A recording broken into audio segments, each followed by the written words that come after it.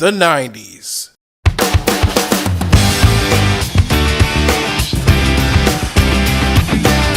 The 90s were the time of the animation renaissance.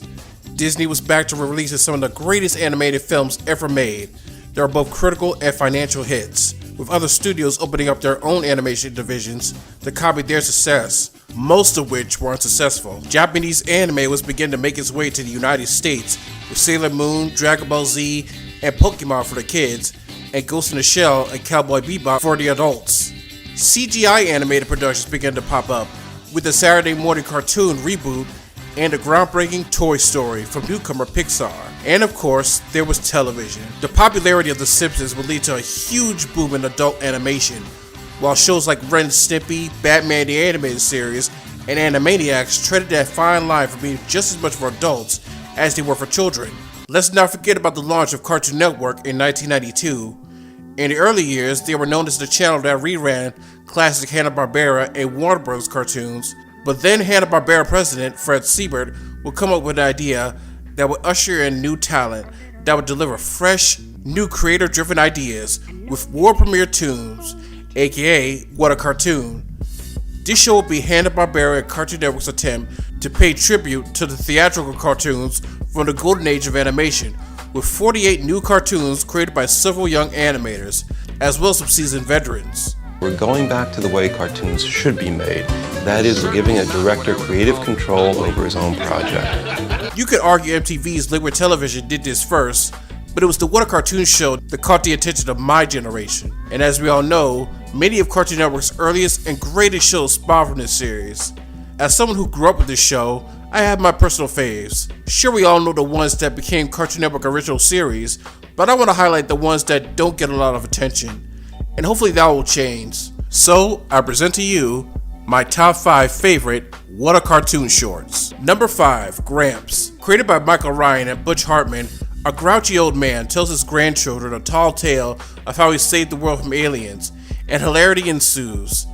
I really love the fast pacing of this short, with joke after joke after joke. The Gramps character is really funny, and the comedic voice talent of Rob Paulsen really sells it.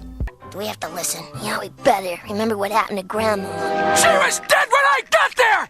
I love the running gag of him calling his grandchildren different kind of fruits and vegetables. You two celery sticks, pipe down! Mind your manners, you broccoli heads!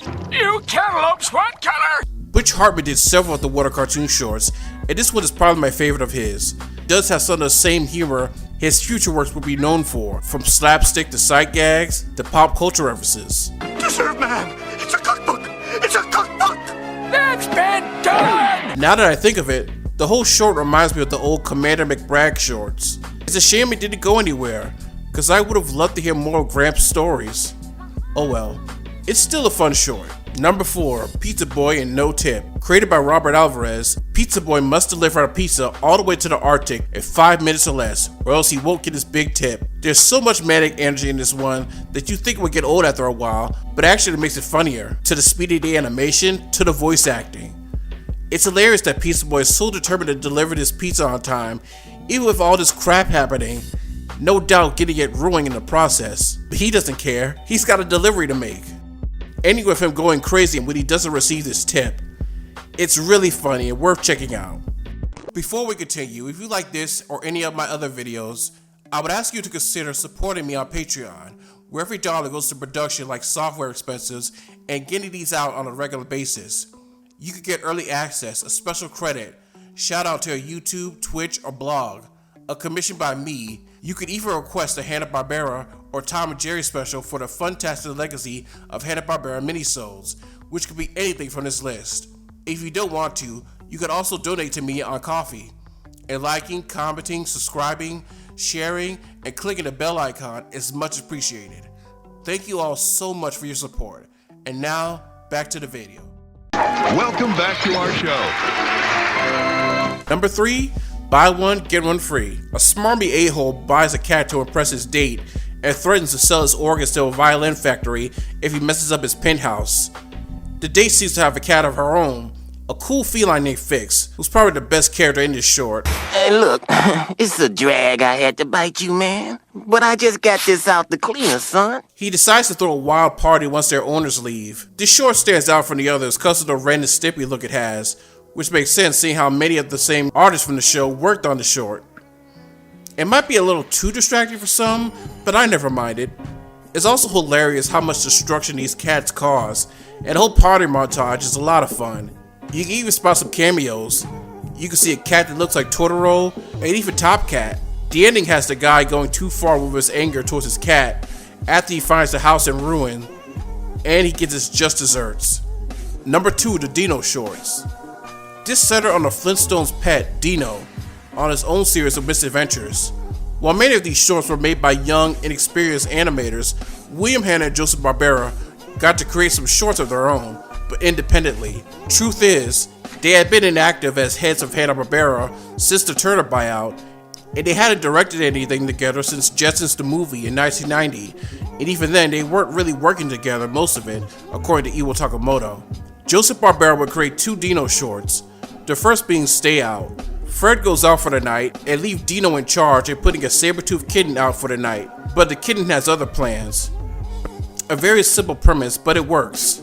There's some funny gags and in my opinion, a huge step up from those 80s cave mouse shorts. Next we have The Great Escape, where Dino fights a baby dinosaur who gets bigger the more he eats, and he just so happens to escape from a museum and hunted down by the police. This one has a much more out there story, and I gotta admit, it's fun seeing Dino in these situations. To be the last Flintstones related thing made by Hanna-Barbera, unless you count the Weird Al Show cameo, they're great shorts to go out on.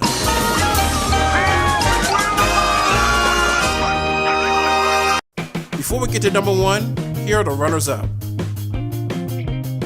Number 1, Hard Luck Duck. A little duckling named Hard Luck is the target of a hungry Cajun fox who is trying to make him into a special dish in his restaurant, but his plan's always foiled by Hard Luck's protector, Harley the alligator.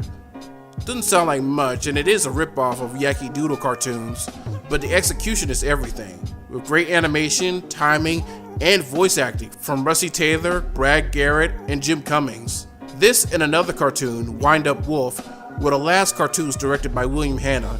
It is amazing and pretty inspiring how he still had the passion for animation, even in his 80s. After previously working on less than stellar Saturday morning fare in the 80s and 90s, even flat out hating some of them, you could tell he was excited to actually work on something on par to his and Joe's MGM days. Not only did he direct it, but he also wrote it and conducted the orchestra. Prior to this, the last TV thing he directed was the first episode of A Pup Named Scooby-Doo and the 2 early 90s Flintstones TV movies. This short always puts a smile on my face. Not sure how it would work as a series if it did get picked up, but it's a wonderful swan song for a legendary talent. What a Cartoon marked a new beginning for Cartoon Network and an end for Hanna-Barbera, which along with all these were the final projects to come from the studio until its inevitable closing in 2001.